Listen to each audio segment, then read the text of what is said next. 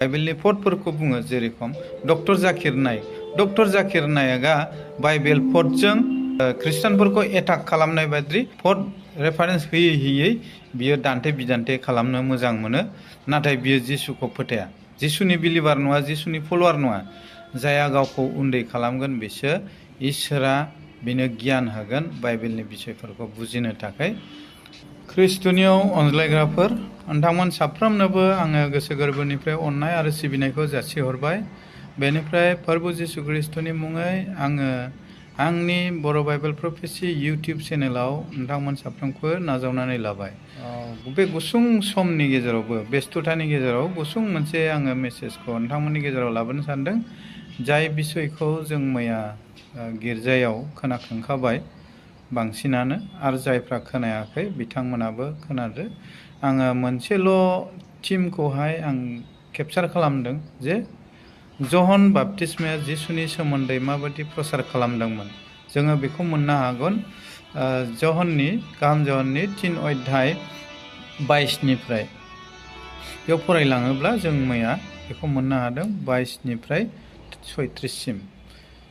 बिनिनो गेजेराव 30 पदआव जहन बाप्तिस्माया मा बुंदों खोनासंनानै ला। बियो देरसिनलांनो नांगौ नाथाय आङो दुइसिनलांनो नांगौ। जहन बाप्तिस्माया जिसुनि 6 मास सिगां आरो इसोरनि रायजोनि थाखाय प्रसार खालामनाया जहन बाप्तिस्माया सिगां खालामदों आरो जिसुआ उनावसो प्रसार खालामदों। मानो होनोब्ला जहन बाप्तिस्माया जिसु फैगोनखौ क्लियार खालामदों लामाखौ, आरो बाप्तिस्माखौ बियो होदों, जायनि फलाव जिसुआबो जहनजों बाप्तिस्मा होजादों। दा जहन बाप्तिस्माया माबादि प्रसार खालामदोंमोन, बिनि प्रसार खालामनाया माबादि, आरो दानि समनि माखासे प्रसारकफोरनि प्रसार खालामनाया माबायदि, जोङो कम्पेयार खालामोब्ला नायोब्ला नुयो जहन बाप्तिस्माया जिसुनि सिनियरब्लाबो बियो जिसुखौ जोबोर सन्मान होनानै बियो आंनि उनाव फैगोना बियो देरसिन आरो बियो देरलांनो नांगौ, बियो ग्रथ जालांनो नांगौ, नाथाय आङो गाहायथिंसो जालांनो नांगौ बेखौ बुंदों। बिनि बुंनायनि ओंथियानो जाहैबाय गावखौ उन्दै, जेबो नंथारै, गाहाय फाहायनानै बियो बाथ्रा बुंदों। आरो सादुकाय फारिसाइफोरनि सिगाङावबो बुंदों जे बिनि फैथानि दुरुंखौबो आं खेवनो समाया। बे बाथ्राखौबो जहन बाप्तिस्माया बुंदों आरो बेबायदि बियो प्रसार खालामदों। अथस बियो जिसुखौबो बाप्तिस्मा होनाय बियो बुंनो हागौमोन, गावखौ देरगानानै लानो हागौमोन जे आङो जिसुखौनो बाप्तिस्मा होदों, आंनियाव इसोरनि आशीर्बाद दं, आं गिदिर नाबि, बेबायदि बुंनो हागौमोन। खिन्थु दानि जायफ्रा गावखौ प्रफेटफोर होननानै बुंनानै लायो बिसोरो गाव बिनायजों बेबायदि हामदों, गाव बेबायदि प्रसार खालामनो हायो, इसोरनिखौ नङा, जिसुनिखौ नङा, गावखौ बांसिन गोरोंसिन देखायनो थाखायसो, गावनियावहाय गोबां फलोवार जानायनि थाखायसो, गावनि पार्सनेल मुलाम्फा बिनि थाखायसो प्रसार खालामनायखौ बांसिन नुयो। गावनि मिनिस्ट्रियाव बांसिन लोब मानसि जायो जाहाथे, बिनि थाखायसो प्रसार खालामनायखौ नुयो। नाथाय जहन बाप्तिस्माया बेबायदि प्रसार खालामाखै। जहन बाप्तिस्माया जिसुखौ जेब्लायबो बियो गोजौआव दोनदों, सिगाङाव दोनदों।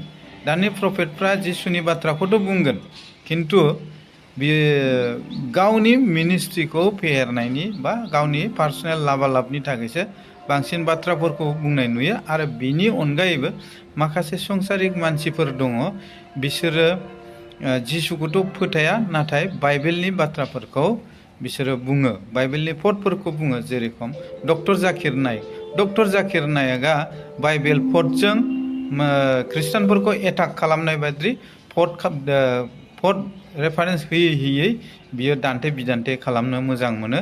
नाथाय बियो जिसुखौ फोथाया, जिसुनि बिलिभार नङा, जिसुनि फलोवार नङा। जायहा गावखौ उन्दै खालामगोन बिसोर इसोरा बिनो गियान होगोन बाइबेलनि बिषयफोरखौ बुजिनो थाखाय। नाथाय गावनि अहंकारखौ जिसुनि देरसिन जुदि, इसोरनि देरसिन जुदि साजायनानै लायोब्ला, आं गोरोंसिन, आङो बाइबेलनि पदनि बिदि गोरों होननानै बुङोब्ला गोथार जिउआ बिनियाव थानाय नङा। आरो बेबायदि मानसिखौ बेबादियैनो इसोरा थांहोयो। बेबायदियैनो बेखौ थांगारहोयो। दिनैनि जे जन बाप्तिस्मानि 3:30 जे फोरोंनाय बियो देरलांनो नांगौ, आं दुइलांनो नांगौ, बेखौनो आं गुसुं मेसेज बे सर्ट टाइमनि गेजेराव होबाय। नाजारेथ जिसुनि मुङै आमेन।